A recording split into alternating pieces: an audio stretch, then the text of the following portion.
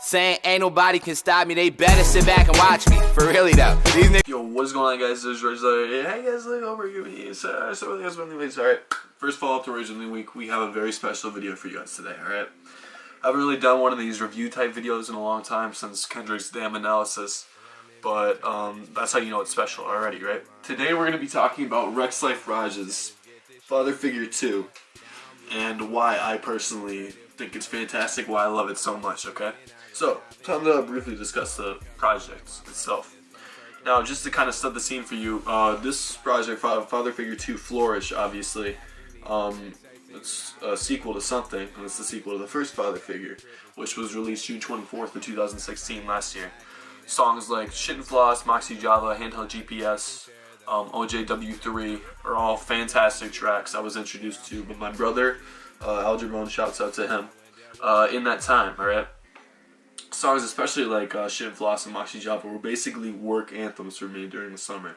Just summer jams really got me through everything and got me to where I needed to be, as not only as an artist, that helped me in influential terms in other ways as well. I'll get into that a little bit later. There's one song in particular, Shit and Floss by Rexx Life Raj.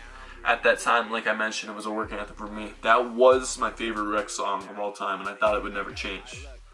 Little did I know, this man had something else up his sleeve, alright? Here we go into the singles and the overall promotion to this album, alright? Now, I believe the first single was, before we get into that, I'll just briefly discuss the singles before the actual album, if you know what I mean. Singles that weren't on that album, but came in beforehand. So, that would be Scraper with the Rims, I know was one of them, as well as Freedom Love. Now, these were both absolute. This was sophomore year for me, and I was bumping these all the time. Now, Freedom Love is more recent, and I love both of those equally. But then we got into some more of the singles in terms of that were actually on the album.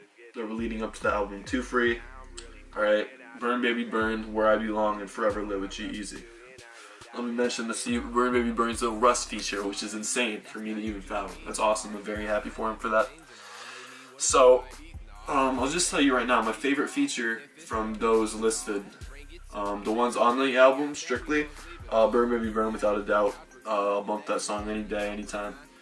And off the album, I'd probably have to go with Freedom Love. Both of them are fantastic, very soul hitting, alright, and melodic in their own ways. So now if you've never listened to the project to yourself, go check it out. I'll just say that right now. It came out, if I didn't mention it already, it came out last Friday. This is November 20th by the time we're recording this video. It may take some time to edit. But I did a lot of research for this video and wrote a lot of notes, which I'll be glancing over from time to time, so don't mind that at all.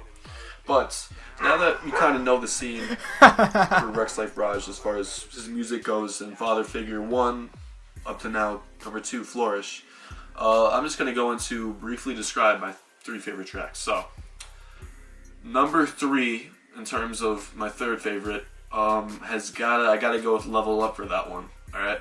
Level Up for me is kind of like my theme song, you feel me? Basically, hard work gets you places, and Raji himself, he's been working for a minute, and he's improved like never before, obviously. To me, I get this feeling when I listen to it, when I first heard it for the first time.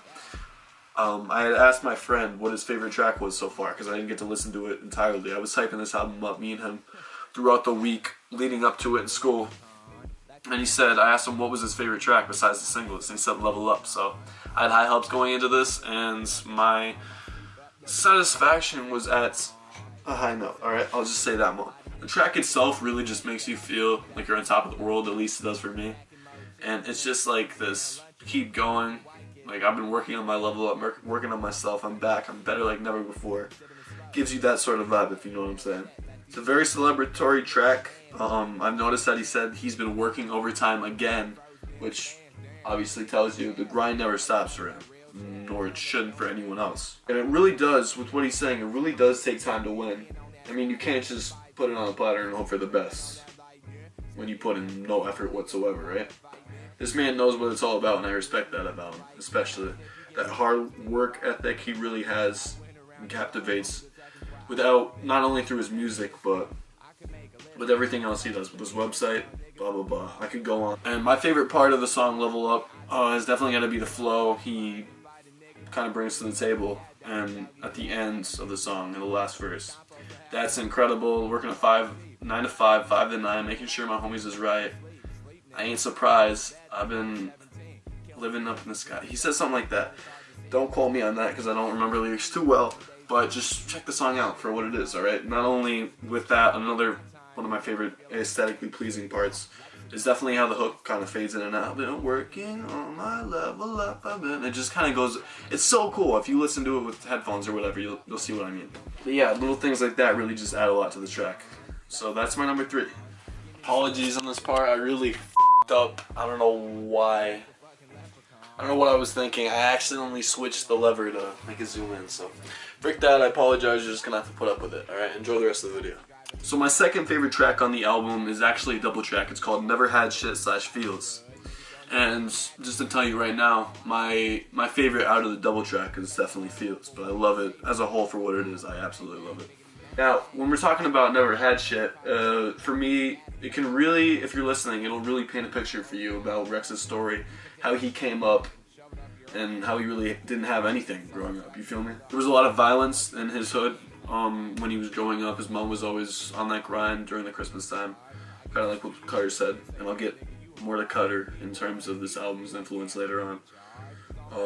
In terms of the message, that's really what he's saying. Well, I do love the eerie sort of like raw flow vibe, I guess you could say, of the hook, that I never had shit, forgive me. Well, I do love that part. My favorite part of the first half of the song, still I never had shit, definitely the verse he pulls up.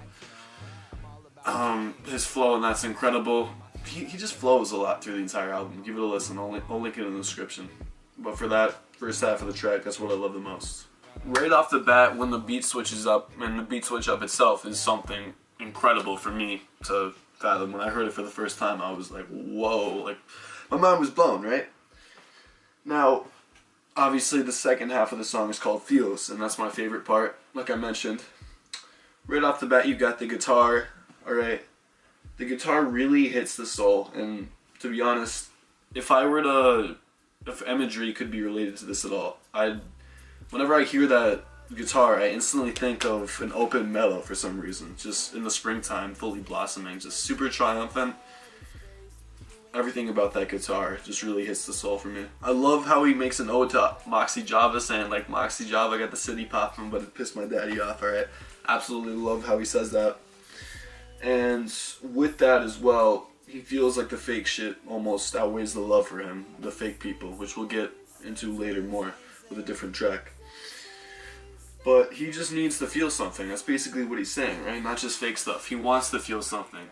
That's all he needs to do, right? For real. That's also what he says. The dialogue at the end of the track, for me, honestly, I think it fits perfectly in the sense that he feels the love from his fans, talking about, like, there's something about the Bay Area, and the crowd just went wild, right? Going back to his parents, and we'll get more into that later on. My favorite track on the entire project is, without a doubt, Not My Friends. Right in the beginning, you can hear him say, shout out my homie Cuddy. And that, I thought that was insane. I didn't really hear that. I didn't get to hear that the first time I listened to it, but the fact that a young and upcoming artist, and one of my favorite, probably, my favorite upcoming artist at the moment, he looks up to Cuddy in the same way I'm starting to look up to Rexx, is just insane. Obviously, as you guys know, I talk about it all the time, Cuddy's my favorite artist of all time. So just hearing that is just crazy for me.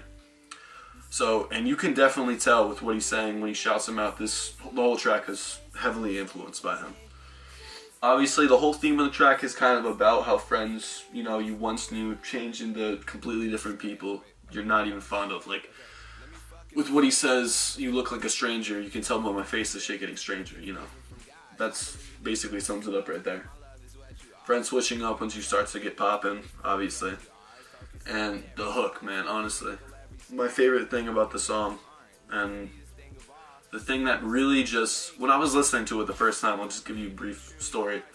I heard it come in, and I heard like the words he was saying. He was just speaking, the whole message just spoke to me. I can definitely relate to what he says with the whole fake friend stuff.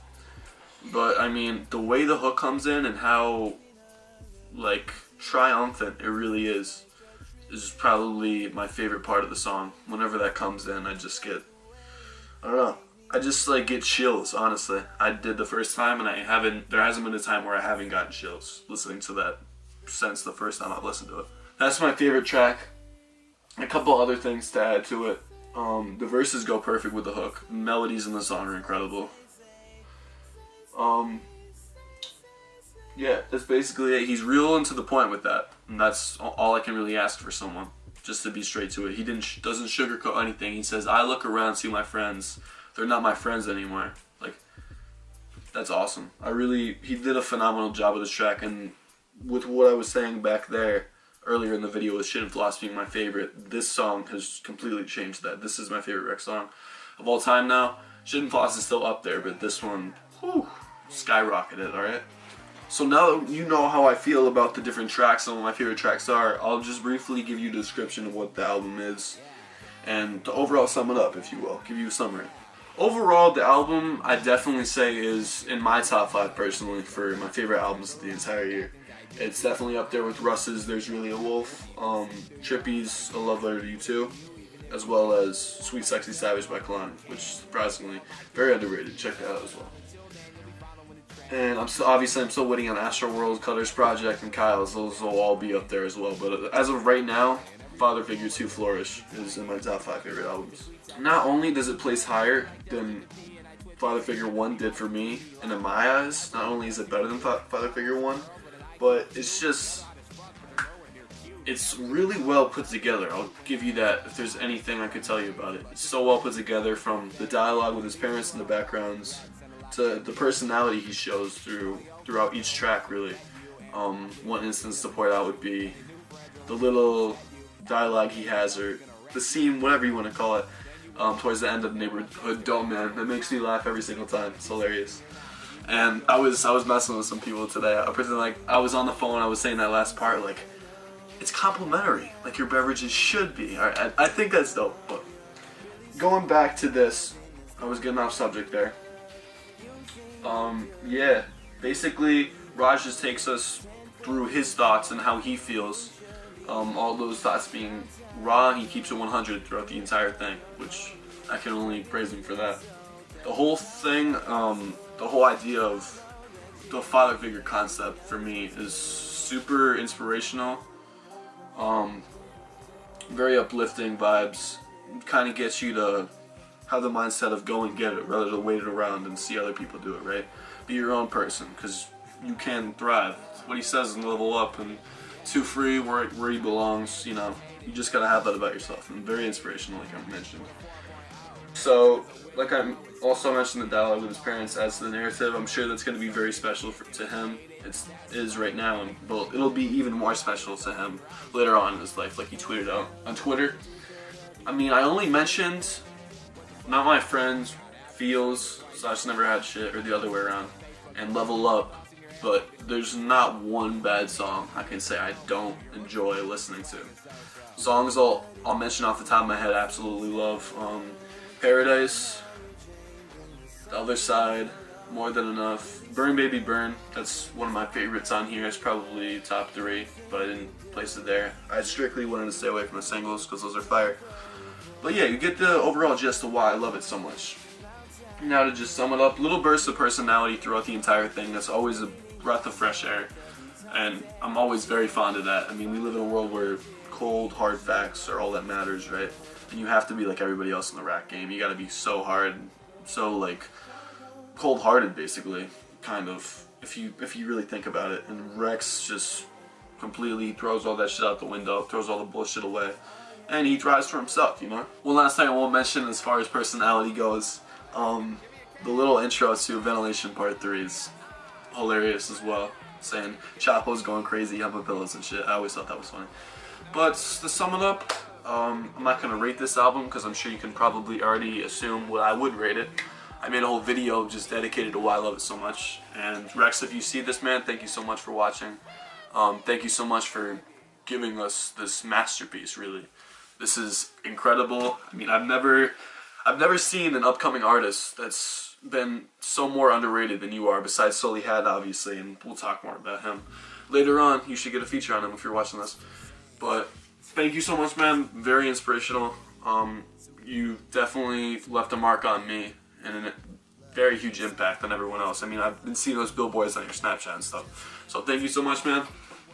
And everybody else watching this, I hope you enjoyed. I hope you take the time to give this album a listen. You will not be disappointed. I'm going to put it in the description, so check it out. And if this was super long, I apologize. I just really wanted to get all my thoughts and feelings about it out. So I've been Rexx Life Raj. I'll see you guys in the next one. And we are oh so incredible. Ain't nothing we can't eat. Every beat is edible. Everything's